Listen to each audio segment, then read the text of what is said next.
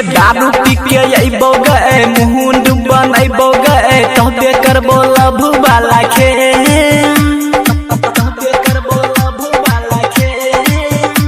गे सील पेक होतो ता जरूरी जब परतो ता लेके जइबो करुआते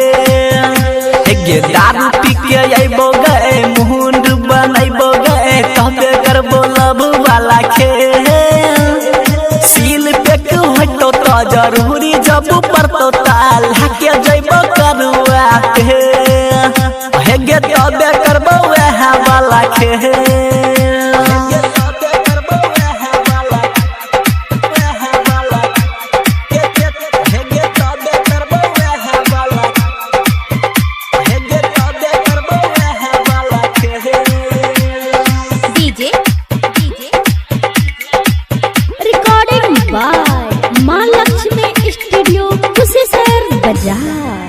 अधेरा दिन से हम रहियो लागल हे गे छौरी पीछा हमारा के आया को बेर नहीं हे गे पूरा कहिले इच्छा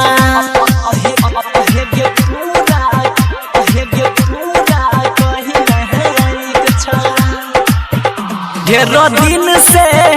हम रहियो लागल हे गे छौरी पीछा हमारा के आया को बेर नहीं हे गे पूरा कइले इच्छा देने छियौ डेट गए करे अइबो भेट गए बुझिए चलते पटरी परे बुझिए चलते पटरी परे सील पेक होतो ता जरूरी जब परतो ता लेके जइबो करुआते लेके जइबो करुआते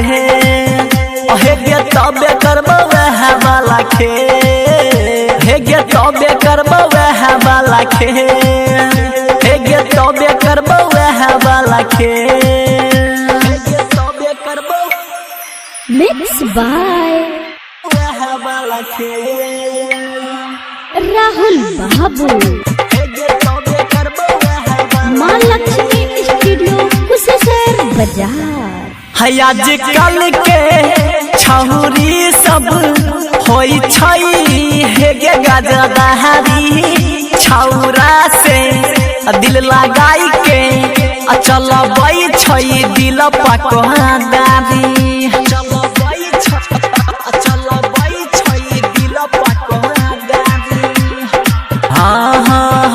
आजकल के छौरी सब होई छई हे गे गजदारी छौरा से दिल लगाई के चलबै छई दिल पकवादारी हमरे बनाइले राजा गए यही तो बड़ी मजा गए पहरा मुद के तोरी है दिल हमरे बनाइले राजा गए यही तो बड़ी मजा गए चंचल के तोरी है दिल सील पेक होतो ता जरूरी जब परतो ता लेके जइबो करुआते हे गे तबे